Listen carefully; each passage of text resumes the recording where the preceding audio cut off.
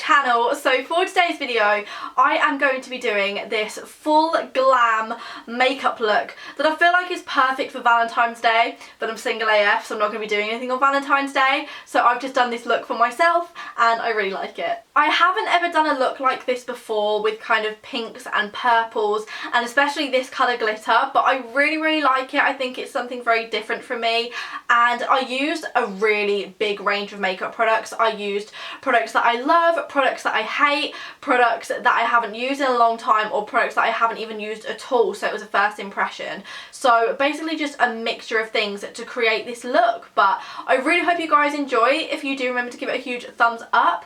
And let's just get started. I am going to beat this face because I have no makeup on right now, come out in a few breakouts, weird story, actually it's not really that weird. I used a face mask last night and it really did not suit my skin. I'm going to be using a mixture of makeup products today that I really like, that I haven't used in a while. Oh my gosh, the primer's come out hard, I haven't used it in that long of a time. Basically today I'm going to be using a mixture of makeup products that I either love, haven't used in a long time, or I want to give it a second try. So the first thing we're going to be going in with is the Too Faced Hangover Primer. Now, I remember quite liking this, and I think I did because the majority of the bottle is gone.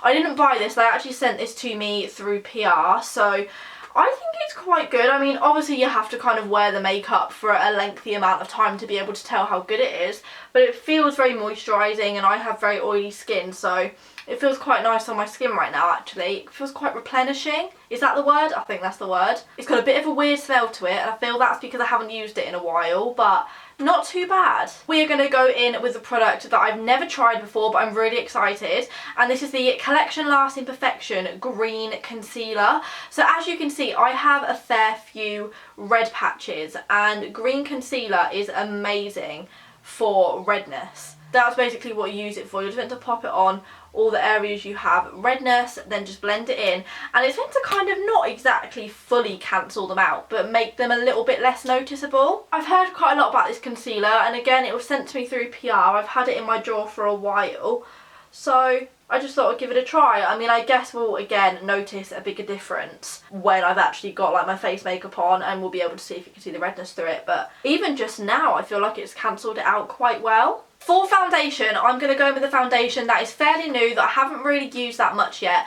but I've seen many reviews about it on YouTube, and this is the Fenty Beauty Foundation. Now obviously this was completely raved about because of the massive shade range. I've got mine in the shade, well I'm actually not really sure what shade it is, it's 170, and I've only used this maybe 2 or 3 times, but it was again like quite a few weeks ago, so I'm not really sure like if I like it or not. So I'm just going to pop this all over my face, and I thought we'd give it another try today just because I feel like I'm one of the only people on YouTube to have not reviewed this foundation, and I want to give you guys my honest opinion on it. As I'm filming this, the kind of whole hype about the Tarte Shape Tape foundation is going on about how the shade range isn't big enough because there's not many darker shades, and I just read Tarte's response and I was quite shocked actually, because I really like Tarte stuff.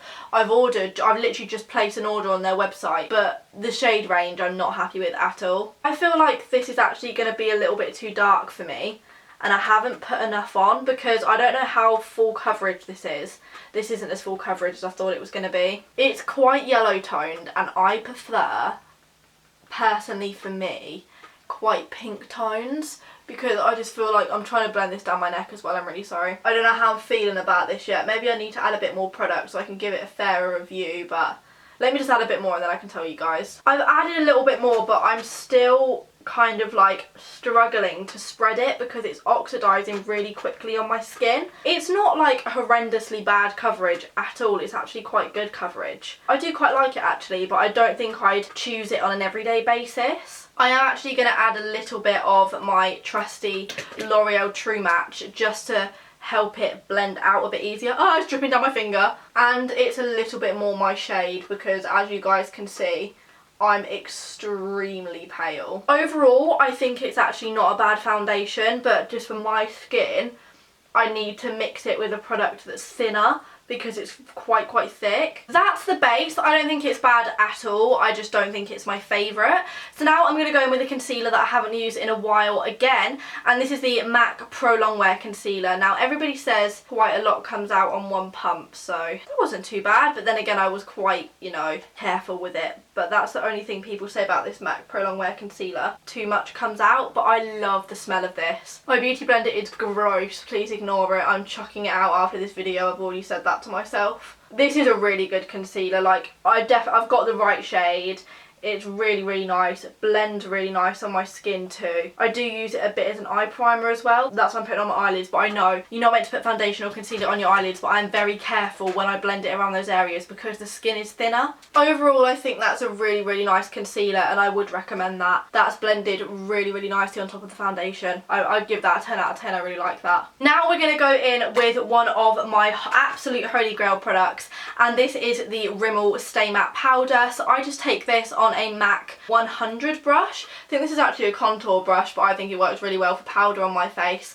And the Rimmel Stay Matte is just an absolute holy grail. It's been around for years, and like I feel like it's had its time where everybody was raving about it on YouTube, just like when the Collection Last Imperfection Concealer first came out. But this powder is literally insane. Like, I love it so much. It's the only matte pressed powder that I own that I really like. Like, it's actually the only one I own, full stop. Now I need to add a bit of colour back to my face because we're all just very matte right now. So I am going to use the Makeup Geek bronzer in the shade Tawny, and this is the medium skin bronzer. I remember really liking this when I did a first impressions video on it back maybe like 2 or 3 months ago, so I thought I'd give it, oh my god, I thought I'd give it another try.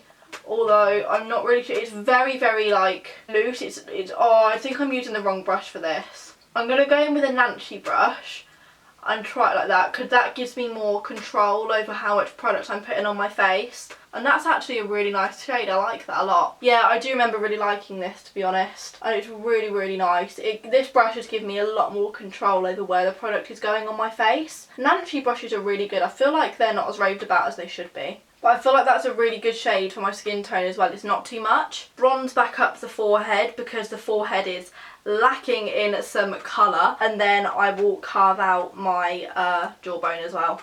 Just a little bit because I don't really have one, to be honest. I feel like when I put it down here, I'm just creating myself an even bigger foundation line, but you only live once. Overall, I really like that bronzer. I think that's added just a really nice pop of colour back to my face. I think that's really pretty. For blush, I'm going to go in with the MAC blush in Desert Rose. I really like this blush. Saffron told me to buy this. She said it's a really pretty colour, and I really like it. It's perfectly matte. Like, there's absolutely no shimmer undertones. That's why I really like it, and I don't feel like you need too much of it. Just like, I'm going to put quite a bit on because it will wear off, but I feel like it's just really pretty against the bronzer as well. Now I'm going to zoom in the camera and we are going to transform my eyes into something a little bit more interesting. I'm feeling like a pinky look today, like a champagne pop. For the eye look, I'm going to be using the coloured Raine Queen of Hearts palette, and I did a first impressions tutorial using one of the shades in this palette and I fell in love. I think it's absolutely insane. The colour range is amazing and you can get it from Beauty Bay, so all the products will be linked down below if you do want to buy them, but I think this palette is just gorgeous. So my eyes are already primed using my foundation and concealer and then set with powder. So first of all, I'm going to go in with the shade Princess, and this is just going to give me kind of like a nice transition shade to build on and work on. I've kind of forgot how much of each shade I'm going to need, like how pigmented they are, but that's a lot more pigmented than I thought it was, so maybe I didn't need as much. That's such a pretty colour, like I can't get over how pretty that is. I just realised I haven't done my eyebrows. After I've put the transition shade on and my eyebrows are being done, I just looked at myself and I was like, yeah, something's missing. My eyebrows. I'm going to drag the transition shade all the way into the middle because I am going to be doing kind of like a half cut crease from the inner corner. So now I've done the transition shade, I am just going to pause the camera and fill in my eyebrows, but I use the Anastasia Beverly Hills Dip Brow. This is such a good product that I've nearly used the whole pot. I used to hate it, I just never could get on with it, but I think it's just the first initial layer of the product where it's very moussey that I didn't get on with, but once it kind of dries out a little bit, it's really good. But the reason I never do my eyebrows on camera is just because I do really weird face angles. So I am going to go away, fill in my eyebrows, and then I will be back. And I'm back. Sorry, my eyebrows look two different colours because of the way the lighting is going. Promise you they're not. I use the same product for both. This one just looks darker. I've done the first shade, and now I am going to go in with the shade Ladyship. And this is kind of a very pigmented purple shade, and I'm going to pop this in the outer crease in the hopes that it blends really nicely. I'm just feeling a very rose gold purpley look today.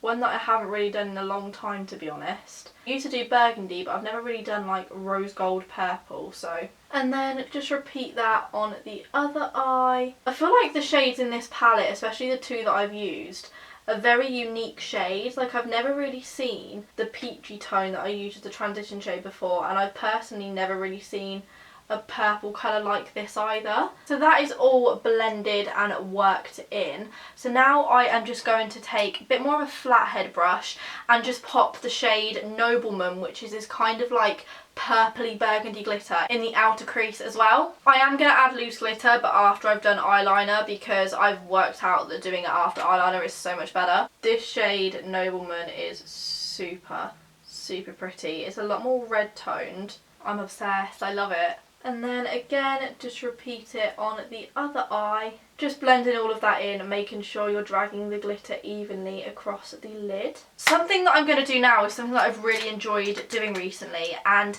it's just taking a white shade and kind of cutting the crease from the inside just to give it a bit more dimension and a bit more structure. I feel like the way I've done it now is absolutely fine, and like I could add glitter and it would look really nice, but I feel like the white just adds that little extra something that you need. I'm just going to take this Skinny Dip marble brush and take the shade Crown, which is this glittery white. I mean, I would prefer it to be matte, but I just want to stick to one palette. And I'm just going to cut the crease with this. I'm not using any concealer or anything. It's literally just a glittery white shade just to add a little bit more dimension. And then of course you have to blend that into the purple as well, which can be hard because the white shade is glittery, but it looks really pretty. And then I'm just going to repeat that on the other eye. It's really easy to do. You just want to follow the natural shape of your eye, really. That's what I do anyway. Like, I haven't done it properly with concealer and stuff because that just takes so long and it doesn't even really work on me. But as you can see, it really does add something extra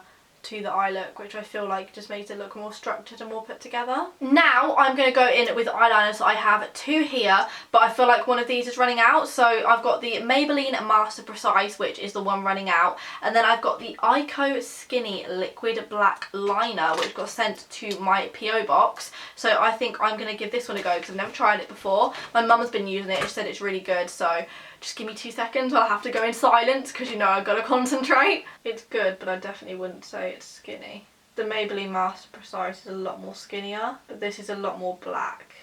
I'm definitely going to have to make that sharp with concealer instead of being able to do it with the pen, which is really annoying. Doing eyeliner stresses me out so much, but that's what it looks like. It's really good, but the thing is, on the outer edge it's not sharp, so I am going to have to cut that with concealer. I'm just going to do the other eye and then I will get back to you guys. So now I have cleared up the eyeliner, I'm actually obsessed with this look. So I'm going to go in with these eyelashes here, which I don't know what brand they're from, so I will figure it out and then I will leave it in the description box down below. So I'm going to pop these eyelashes on and then I am going to go in with this little Tower of NYX glitters, and at the bottom there's this gorgeous pink rose gold shade, so I'm going to pop that on my lid as well. And to do that I'm going to use the Too Faced glitter glue, but I cannot do any of this on camera, so literally in 3, 2, 1, boom. I love it. I've added some pink glitter and big lashes, and I feel like this is a bit of a Valentine's Day look. Like, even though I have nothing to do on Valentine's Day because I'm single AF, I feel like this is a really good Valentine's Day look. I love it. So now I'm going to zoom back out and we are going to finish the rest of my face. So for highlighter, I'm going to be using a highlighter that I used to be obsessed with, that I haven't used in a while, and this is the Sleek Makeup Highlighting Palette in Cleopatra's Kiss. It's very dirty. And I am going to use my Real Technique setting brush for this, and I'm just going to mix both highlighters together and just whack them on my cheeks. This is such a beautiful highlighter, like it gives such a natural glow without looking too like in your face. I feel like this is very daytime wear. I really like it. And then we're just going to pop it on the other cheek.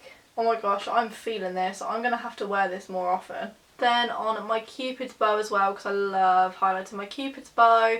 And I'm also going to put it on the end of my nose because I feel like that just makes my makeup look when I put it on the end of my nose. Yes, I am obsessed. Now for lips, I'm going to go in with the colour that I haven't used in a while, and I have it in my makeup bag all the time, but this is the MAC Retro Matte Lipstick in Burnt Spice, and I feel like this is going to complement the eyes quite nicely. So let's pop this on my lips and see what it looks like. I feel like this shade looks really different on everybody because when Saffron used it in our makeup bag swap video, I feel like it looked more nude on her, but I feel like it looks more brown on me. It's super smooth to apply though, like it applies so easy. That's the bottom lip, and I actually feel like that's really nice. Like that's a really nice colour. So here is the finished glam makeup look. I feel like it is actually quite Valentine's Day-y. You feel? I'm feeling it. I really, really like it. It's a very different look to what I usually go for. I don't usually wear pinks and purples on my eyes. I tend to either stick to nude,